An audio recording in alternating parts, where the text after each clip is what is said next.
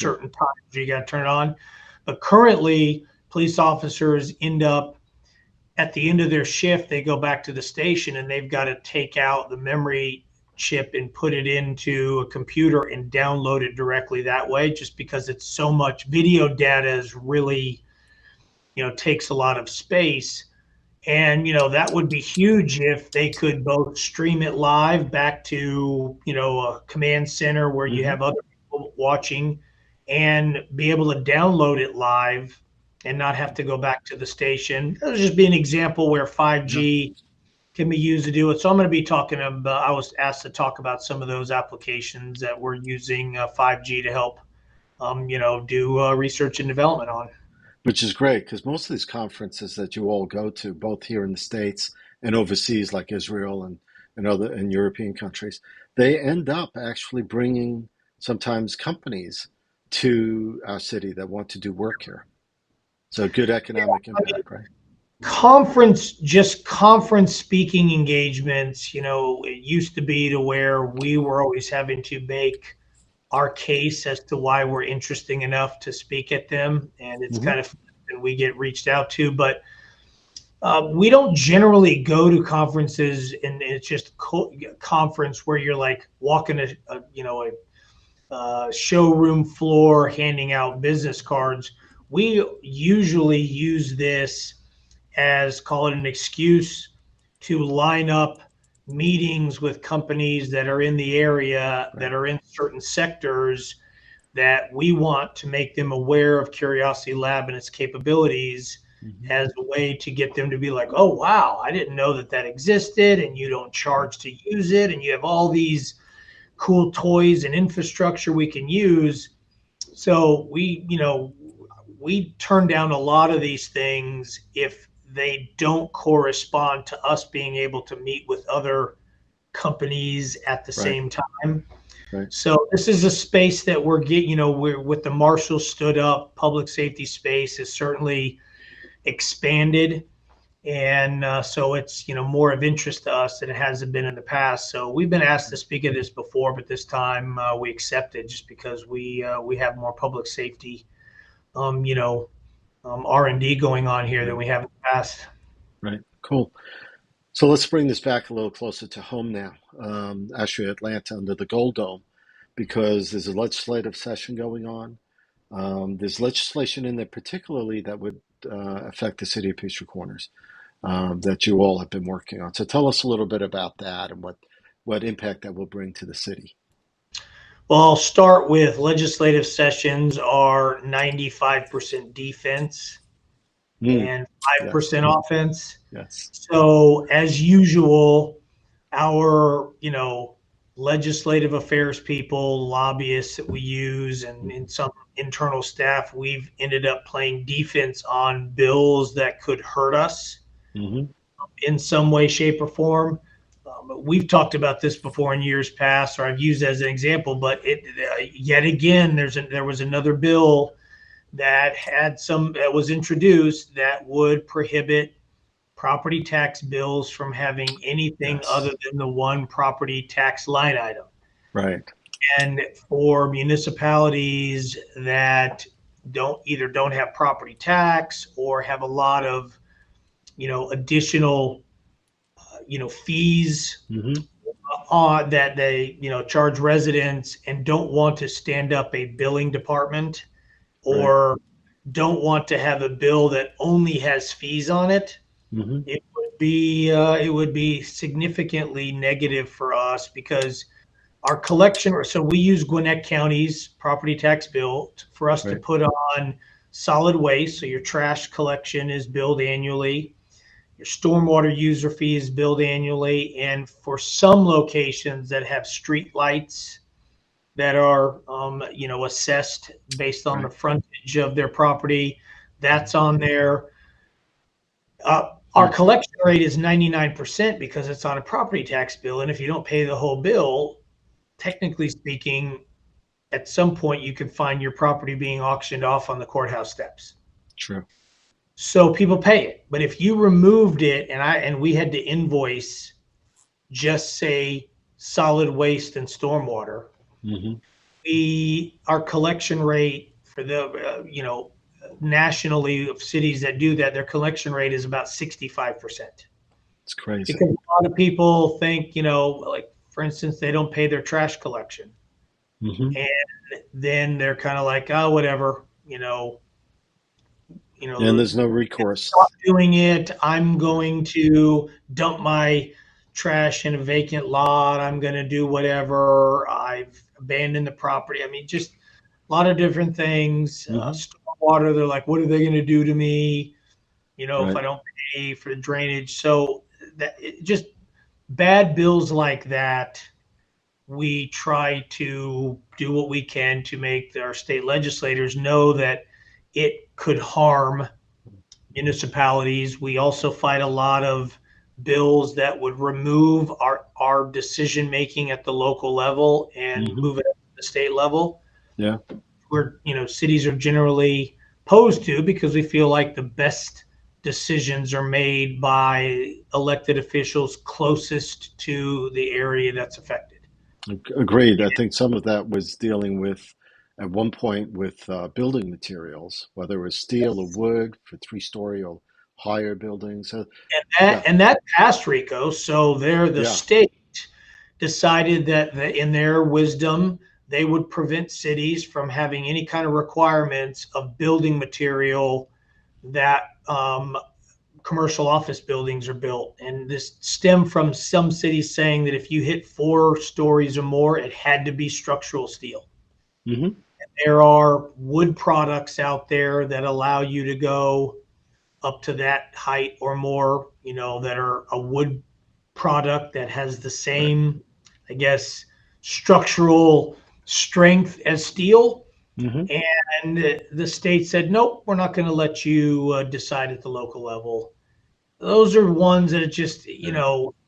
no offense, but a state legislator from Rabun County or Chatham County is not necessarily the best position to know what is best for Peachtree Corners. But anyway, there's a long way of Yeah. saying Yeah. play a lot of defense. This year we So. did have a little bit of offense, Hmm. and we decided to take advantage of this session to do something that we've been thinking about doing and may do in the near future. Right. We don't have it exactly set at our level to execute quite yet, but it's around the creation of community improvement districts, or Hmm. CIDs as they're called. Probably the closest one to us here is Gateway 85 CID, Correct. Right. Yeah. and that is an area of a city or county in which the businesses inside of this defined CID Hmm. agreed to voluntarily tax themselves at an additional rate, and that additional rate creates resources that have to go back into this Right. particular area to improve it in various things. We've kicked around a couple of locations where that might be of value at some point in the future, but Hmm. in order to do it, you have to have legislation allowing that local government to create it. So we decided this session to go ahead and have that legislation created so that in the future, it only requires two things. One is a certain percentage of, again, the property owners within the area that you Right. want to do this, they have to agree to do it. And then Are city these? council has to agree, and both of those entities have to match up. But what this local legislation does is at least removes us having to go back to the General Assembly. Hmm. This removes that. So it's kind of the first step of a 3-step process, and we just wanted to do it. And that bill is moving along. I have, every indication to think that it'll pass this session. And then in the future, it could be the near future, it could be a long time, it may never happen, but at Hmm. least if the decision was made that there's a certain area that it makes sense to do, there would have to be a campaign and lots of meetings with all those property owners to get them up to Right. speed on the value. And then you basically have a mini referendum. And if you get the required number of votes, that's presented to city council, and the last step is city council to say yes, CID is created. I'm assuming well, let's not assume. It would be votes of people within a defined district Yep. that you all would draw the boundaries around. And it would be commercial and residential, or just commercial? Well, it's kind of property owner, so it Okay, can be residential if residents are in there, right. but there's an equation. It's got to be a certain percentage of property owners, Hmm. and then also got to be a certain percentage of the taxable value of the property contained. So, Sure. for instance, if you had an area in which there was this like big Goliath corporate tenant there, and they were a significant part of it, you don't want them to be singularly able to say yes or no, but then conversely, you don't want a bunch of small little property owners to be able to Hmm. do something that ends up putting a huge burden on this big Goliath. So Right. it's a combination of both Okay. that have to weigh in. So, and all those requirements are laid out in state law Hmm. that we don't get to choose. Right. Our Right. choice is, yeah, but we just have to have legislation allowing city council to create CIDs if these other votes are And obtained. CI and CID, so for those that aren't aware, I mean, the one that you mentioned before covers, I think, Jimmy Carter, 85, Gwinnett Place Mall, that whole area over there. Gwinnett Place, Um, no, Gwinnett Place yeah. is Gwinnett Place CID is another CID. Okay. All right.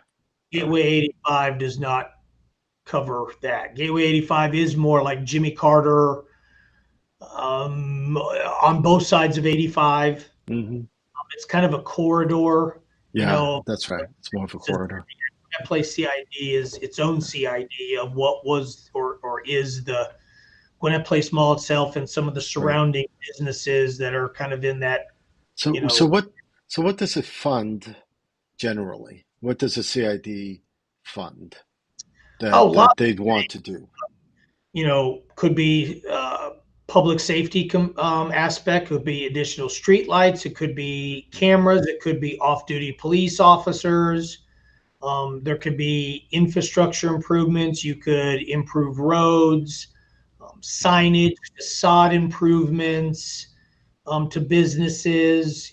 It's really whatever that CID, because in this, if a CID is created, a board has to be created to govern it. And the Right. board's composition also is stipulated. You have to have a certain number of board members have to come from property owners, and a Hmm. certain number are appointed by city council, and a certain, I mean, you just have board composition. And so that board decides the rate, which is capped. There's a Hmm. cap to it. They decide the rate, they decide what it's going to go to, they manage.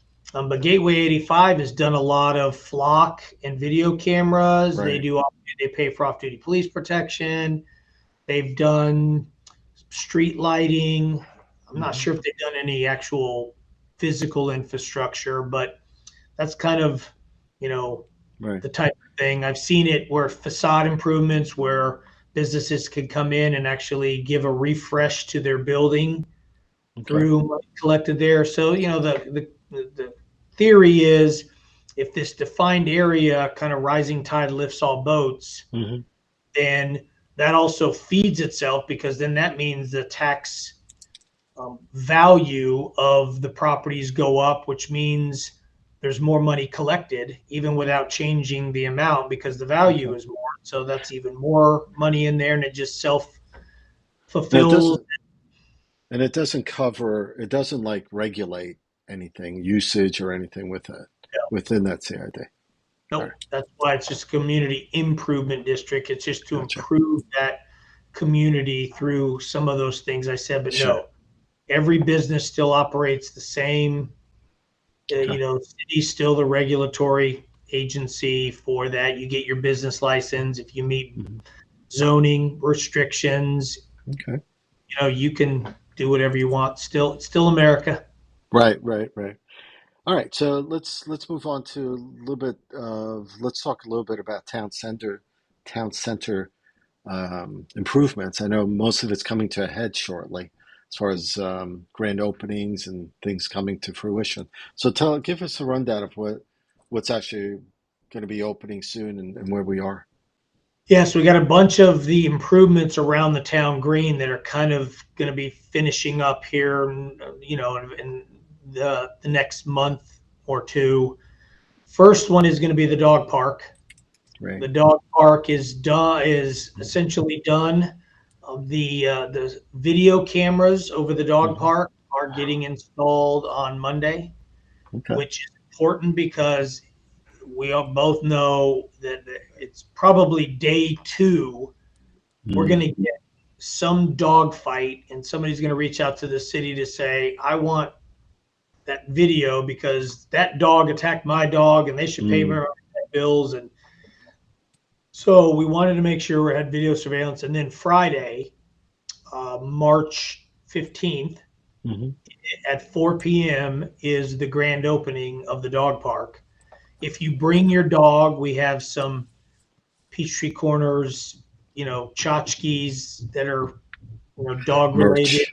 We're going to Yeah. give out, yes, and the dog park will be open. So that's the first one. Okay. Then Wait. starting Before we leave that one, is the what was it called? The bar or the bone concession? The Bone bone Bar. bone bar. Is that gonna be open too? Is that how is It will that not going? be open quite yet. We still Okay. have 3 or 4 weeks before that'll be done. But yes, there will Okay. be a small, not a shed, but a small little bar Uh-huh. that it's going to look like Snoopy's doghouse, and Okay. it'll have a window that will open into the fenced area of the dog park and also outside. So you actually, when we do, we'll have to end up bidding out the contract to be able to Mm. use that. And Right. we haven't quite decided on hours and whatever, but we'll bid it out. Somebody will win the bid, and then they'll be able to open up and have some sort of beverage component that Hmm. you have access to. So before too long, there will be, you could take your dog to the dog park, and while you're there, go get a drink of some kind, Hmm. alcoholic or non-alcoholic, and Right. then chill out on the benches there. We got some shade structures that are there, so it's a shaded part. Half of the dog park is artificial turf, and then half of it is natural Mm. wooded area. Okay. And we have a small dog and a big dog component to the dog park. Okay. So it'll be, for dog owners who want to go there, they'll be, and maybe it's even in the morning where there's coffee served out of there. I'm not sure. But Okay. it'll be used, hopefully to provide a value to the dog owners who are thirsty. Yeah. Yeah. Cool. And Town Green, I know they're getting sodded. Well, not sod. Well, sod. Yeah, I guess. That's going to be finished soon too, or is Yeah, that so being? we removed all the old sod and dug down like, I don't know, 3 feet, and removed all the old Georgia Okay. clay out of it. Excuse me. And we put in a drainage system and good soil, backfilled, and we are ready to start laying sod late next week. Mm. And we're wanting to lay it in as soon as possible. It'll still be off limits for use because we need the sod to take. Right.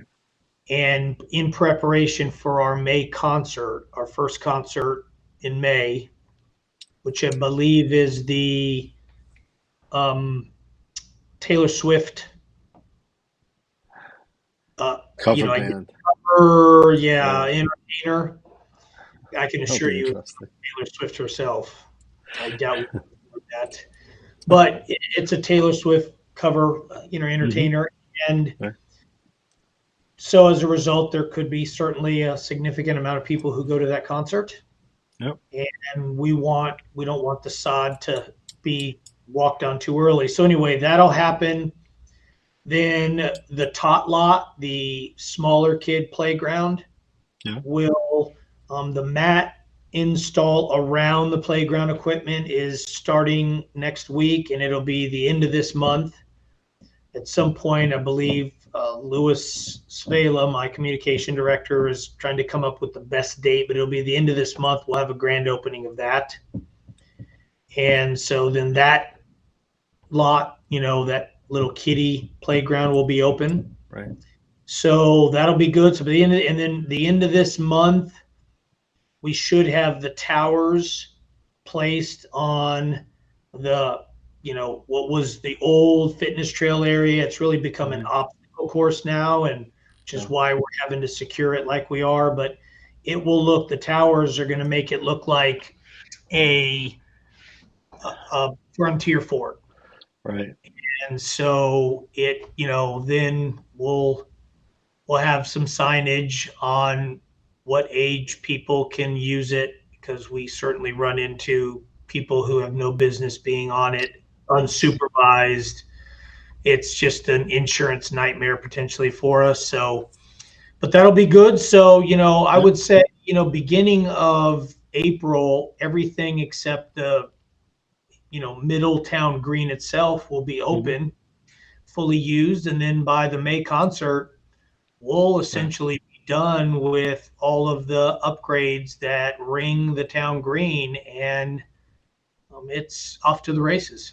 It's amazing. It's just going to be amazing, especially with the concerts coming in and Peachtree Corners Festival happening later.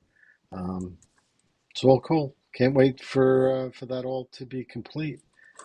Um, Rico, one thing we didn't talk about prior yeah. to the show that it may be why I talk about now, the obstacle course Yeah. presented an opportunity that the Peachtree Corners Veterans Association is going to potentially take advantage of, and that is on Memorial Day. As you know, the festival or the Peachtree Corners Veterans Association Mm-hmm. organizes an event for Memorial Day and Veterans Day out at the Veterans Monument, Right. and the Veterans Association is potentially going to have a obstacle course competition aimed at young people, like middle and high school age kids. That'll be supervised, but for the purpose of maybe instilling a greater value to military service than Mm, the military right now is getting from young people. sure. Recruiting is way down. This might be a way to get some kids excited. So we'll have the different stations, the ones that we think are, good ones to use, and we'll have them in sequence, and we'll have the Hmm. kids go through and see which ones can get through all of them properly in the shortest amount of time, all while followed with a veteran who can Yeah. both provide them guidance on how to do it and as a safety monitor, if you will. So we'll have prizes, and that'll be in the morning. I think around from like 9 to 10:30, and then at Okay. 11, the Memorial Day event will take place right there at the Veterans Monument. So it'll kind of be a little bit more of a half a day type of thing. So more to follow on that, Okay. but the association is looking and is discussed with the city this, and so I think it could be a kind of a cool thing for some kids who maybe Yeah. didn't know was there or haven't been shown some of the best ways to do it, Hmm. or these are ones. I have a 15-year-old son who thinks he's 10 feet tall and bulletproof, and that he can do all of those things Right. better than most, Right. or at least better than his old man, which I don't know. I think I can still take him, so we'll see. Uh, yes, you're a vet yourself, so that would be cool. Great. I'm gonna have to check with Lewis on details then before we go to press on the next issue. Yeah. Um, All right, so why don't we also, there's a couple more things I want to talk quickly about. One is Da Vinci Court and that development that's happening in the pretty much the unused parking area. Um, so was that was approved or working through, or how is that working? What's the details on that in short? Well, yeah. First, I want to say it's not a development that's happening. It's just a property owner who is wanting to do something, but the Yeah. city hasn't given them permission to do yet. Da Vinci Court is the name of the road that enters into a an area that has a couple of Class A, 4 or maybe 5-story office buildings. Hmm. And when they were built, as is often the case, they put a lot more parking than they need. Right. They really had more parking than they need even before COVID, but certainly after COVID with with that. And so they have been wanting to do something with the unused parking areas, Yeah. and they have submitted an application for the city to the city for a mixed use development there Mm. on that site. And so it's headed to city council. It has I think the March planning commission meeting is when they'll present their case to planning commission. It'll have its first read at the March city council meeting, and then it'll be the April city council meeting where it'll be officially considered. Gotcha. Okay. Because development doesn't stop in the city of Peachtree Corners, and there's always someone that wants to do something. I know the Day Building is one of those buildings that are being looked at. That's on Peachtree Corner Circle. So there's always someone looking to develop. So it's good to have some guidance. Rico, that's probably important for me to bring up when you say that is, we do get, and we're not immune to this, probably all cities get this, Right. Sure. some people who end up basically wanting the city to not approve anything. Hmm. They're not even getting into whether it's equity or, rental or anything. They're just like, we moved to the city back in 91, and it was a certain way, and all this development's happening and we don't like it. Right. We get it. I mean, the city gets it. The city is not necessarily, in fact, I would say it's single digits, the percentage of land use considerations that the city even has anything to do with initiating. 90+% of it is the private sector property owner wanting to do something with their property.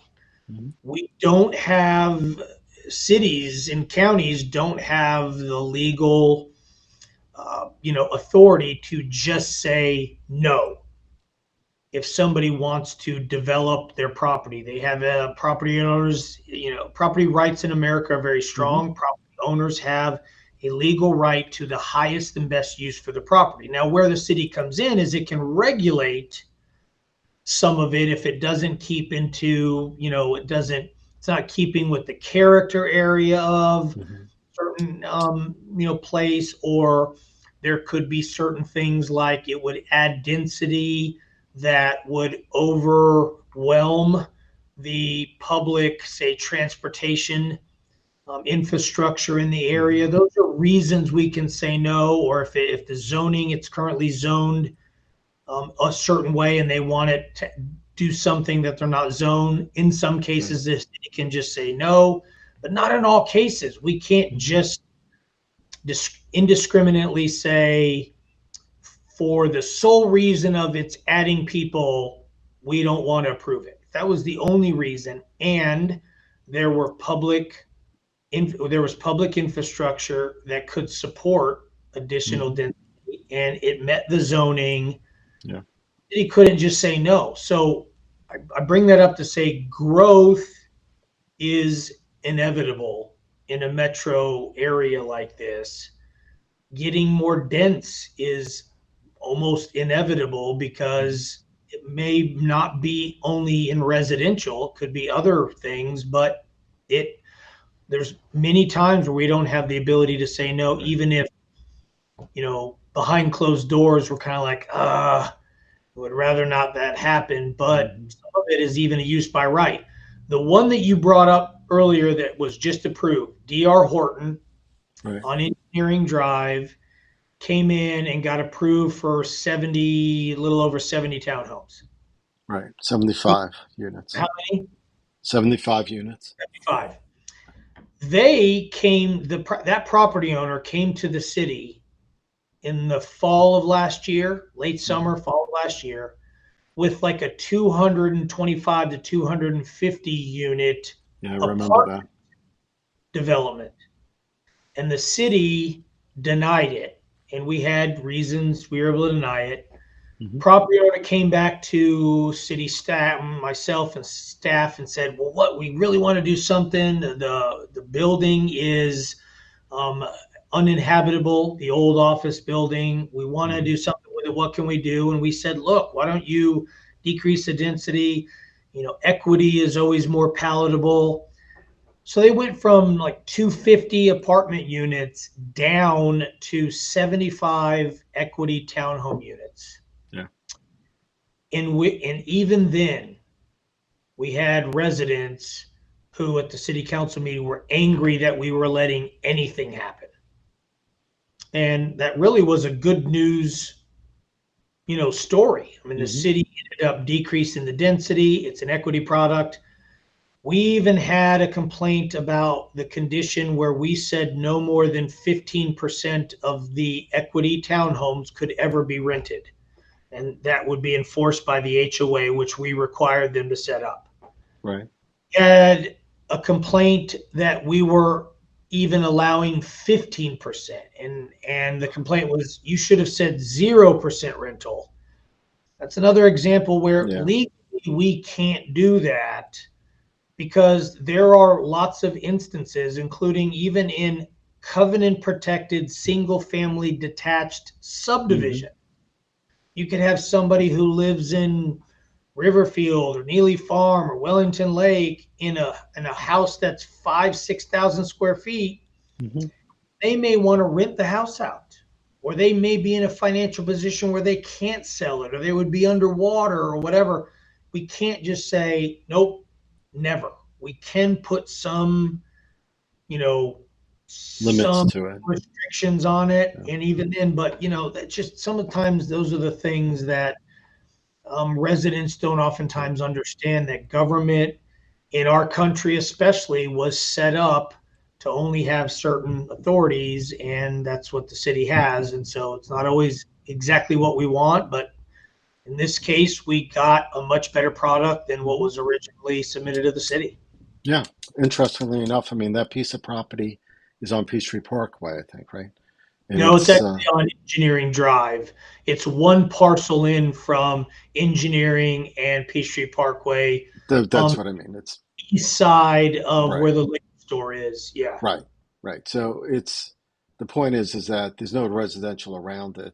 It's not like butting up to residential. It's not making a density change to let's say an R100 and then you're putting townhomes next to it. The interesting part is that cities have comprehensive plans, right? I think wasn't it the 2040 plan that was just recently Yeah. approved, Last year we just right? did a rewrite of Right. ours. So that comprehensive plan actually spells out where development can go and what densities are possible in certain areas that may not have already that density, but being the way the city's growing, cities take into account through public meetings and input where there might be more density allowed, even though it might already be single family homes, like Medlock Bridge Road, for example. I point out because single family homes along the way, but the comprehensive plan looks at that and says, because of this corridor, because of the development around it, this actually could be multi-use, could be apartments or equity, larger density. I mean, so there are plans out there. So it's not like the city's just making things up. No, There's a even that in our comp plan. In yeah. fact, there was an AJC article about it like 2 days ago about technology parks Mm-hmm. and what they're needing to do to stay healthy. And That's right. it was that they're becoming mixed use areas in and of themselves. It's Yeah. not just big office parks and office parks only. Now they're intermixing different types of use, That's right. residential, entertainment, restaurant, food and beverage. Our comp plan calls that out, that Tech Park Atlanta needs to have pockets of residential. Hmm. In this particular case, it had a 3-story office building on it that probably, I don't know, was probably 125, 150,000 square feet. Hmm. I guarantee when that office was occupied, there was more than 75 employees that went to that building. Yeah, And for now sure. it's only going to have 75 townhomes. It's the traffic is actually will be less than it was when that office building was fully, open. Sure. And it adds some pocket of residential intermixed with the Yeah. office building. So we're, kind of diversifying the Yeah. uses. It even called it out. So it was in keeping with it, but it goes to show you that, again, some people wish that we could hit the freeze button and just, we look like we did in 1981. Yeah. And it won't be that way. Possible for that to Yeah. happen. Yeah. Our job at the city is to regulate Hmm. that inevitable growth and try to make sure that it happens in a healthy way. But we Sure. just can't stop. It's like trying to stop, water from going somewhere. You don't Right. stop it. You just direct it where you want it to Yeah. go. Well, it's That's same people that, would look at the forum back several years ago and note that there was 16. I would drive through there and count how many storefronts were empty. At one point, I think it was about 16 storefronts empty. And people were like upset with NAP buying it. There were some people upset with it because they wanted to bring more density to it. And they want to adjust the way it was, adjust the feel and look of the place, and they're doing a great job. And there's some disruption now, but the fruits of that will show over the next year or two. But things like that have to change, otherwise they things go sideways, and then there'll yep. be people complaining about that. And since we're talking about use and such, there were two new rezonings actually that the city also has developed. One dealing with, when we were talking ahead of the podcast, social recreation and social hobbyist, if you will, and what the difference would be with like a social and pickle, if that was based in Peachtree Corners, because is it a restaurant? Is it recreation? So what fermented this discussion in making these changes? So what we're doing is we're looking to add 2 zoning categories, Hmm. use categories, as a result of some developers, property owners in the city coming to us with, ideas in which they're mixing things that are oftentimes regulated separately. You use pickle and social or chicken and pickle. Right. If anybody's ever been to those, it's almost like Top Golf. Top Golf will be another one. Mm-hmm. Is that a recreational use? Golf. Is it a restaurant because of the food? Is it Mm-hmm. a bar because it has a bar and it serves alcoholic beverages? They mix it all together. So what category do you put that under? We're getting a lot of unique type of things, virtual reality racing simulators Mm. that have a membership component and may end up having food and beverage. Antique car storage, car club, lounge, all under one roof, where Mm. you've got memberships and you could go there for food and beverage. Pickleball here, another one where there's, some, even we've had model railroad where they want to Really? model railroaders Mm-hmm. looking at an office building where they were going to not only meet on a regular basis, but build out a big, one of those big Mm. areas where you could walk amongst, all the paper mache mountains and tracks, and, and so, but they want to also have it where the club can meet there. There can Mm. be drinks, what is it? Is it a hobby? Is it a Mm. social club? Is it a Right. bar? Is it a And we're getting more of this as office space is such a there's so little demand for commercial office space right now with Right. the work from home component that Mm-hmm.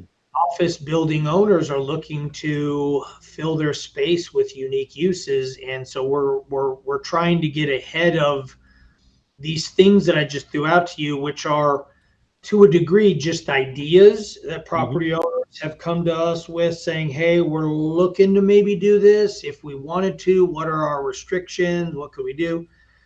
And Right. at the end of it, we're kind of like, we don't really have somewhere where this fits right now. And Yeah. so before we get an official request by any of them, we're wanting to create a zoning classification Yeah. for them. So that'll be discussed over the next month or two to create these so that we get Okay. ahead of this.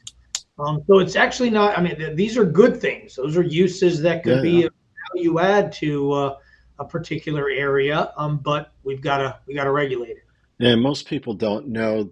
I guess most average citizen might not realize there's a zoning for everything. Zoning for a restaurant, a bar. Um, so and regulations that go with those particular zonings and things that have to be done with those zonings. So this is good. I mean, this is what a city does, right? I mean, it anticipates things that are going to be going on, development that's going on, and you have to be ahead of that curve. This way, you can know what you're doing. Um, and being ahead of another curve. Okay, so the last thing on our discussion, if you will, medical cannabis has been made legal in the state of Georgia. We're not talking recreational cannabis, we're talking medical cannabis. And in fact, there's only, I forget what the number is, 15 or 16 approved uses for medical cannabis. Um, and they are, you can find them I'll have a link in the show notes about this. But so where can it be sold and how it can be sold in the city of Peachtree Corner? So you all are going to take that up, I think, specifically.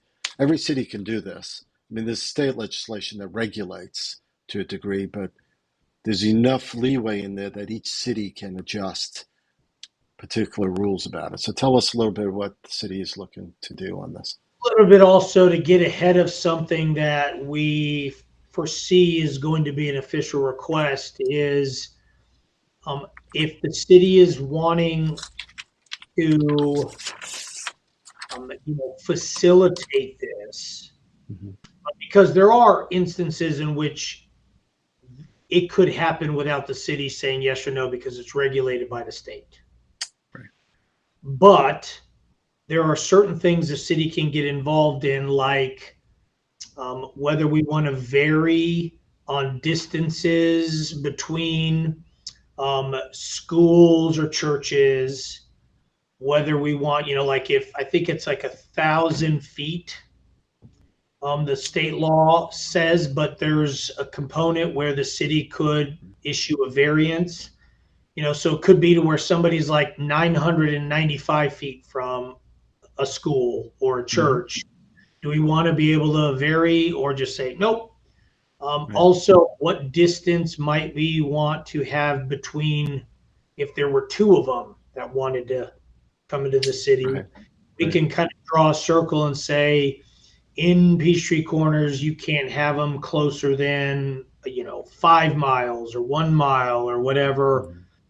And then what process would it be for this to happen? Again, these are dispensing locations, which are essentially pharmacies. Right. They And have to be independent pharmacies, I believe. yes, independent compounding pharmacies. Right. And they have some extra training that I go to. And then these are people who have a note from a doctor and a card. Right. Right. That's essentially when they get it, they get their card scanned. So the Mm-hmm. state knows who's getting it and they can't get it more often. And it can be for only those uses you said. Do we want to create a process to where, we're, I don't want to say encouraging it, but, facilitating it Mm-hmm. in areas where it might be just a little bit closer than 1,000 feet to a location, Well, or the way you know, it's measured, right? I mean, it could be 1,000 feet door to door, or it could be 1,000 feet property line to property line, right? Different municipalities well, and it's counties not even measure in those. that case. You bring up some good. Alcohol is measured door to door Hmm. as a person would walk or drive. Right. And so you could actually be closer than, say, 1,000 feet property line. But Hmm. if you go out one door and then you go in the front door of the other, it would be farther. The Right. way this was written, medical cannabis is property line. Right. So you may have cases where the property lines adjoin, but it's not, there's no risk of there being interaction between the two users of the properties, because so that's another consideration the city. So we Right. just got to talk through it and then make Hmm. sure that we have our own additional guardrails beyond what the state already put in state law. And it's to do it in preparation for what we foresee as an official request of the city for this Right. here in the near future. Yeah. City has done that a lot over the past few years, always ahead of anticipating zoning requests and variances and stuff. So it's good to see that, city's working the way it should be working. It's a smart city. We need to be working smartly, right? Yeah, we certainly try. We don't always Yeah, get it all right, but we are certainly doing the best we can. yeah, So, yeah. yeah, All right. so that's kind of, a lot of land use as usual going on and other stuff. So, I wish there were some days in which we were a little bit sleepier than we are, because I'd like to end the day having accomplished everything I wanted to. But it also keeps us young and motivated when you got a lot of stuff going on. You got to keep your energy up. So good stuff. For sure, for sure. I want to thank you, Brian, for being with us, for walking through a lot of this stuff. Also, want to tell everyone the latest issue of Southwest Gwinnett magazine is out, talking about food trucks as our cover story, but a lot of other things going on in the city of Norcross, Peachtree Corners, and Duluth. Um, just lots of stuff going on. So you should be getting that in the mail. If not, pick it up at the local restaurant or place in your community. We're working on the next issue of Peachtree Corners magazine. Lots going on there too. It's going to be a good, really packed issue of things happening, covering people that are retiring, new developments, new businesses coming into Peachtree Corners. Great stories to be told there. If you're looking for more information, every day, every other day, we're publishing to livinginpeachtreecorners.com. You can check that out. Certainly check out our podcast like this one. Urban Ebb is another one that I do, talking on a wider reach of different cities and things happening in the urban and suburban environment. So, want to thank again EV Remodeling Inc. for being a great sponsor of ours, corporate sponsor. Check them out, evremodelinginc.com. Thank you, Eli and his family. And thank you, everyone, for listening. Check the show notes for any relevant links. Appreciate you being with us. Thank you, Brian.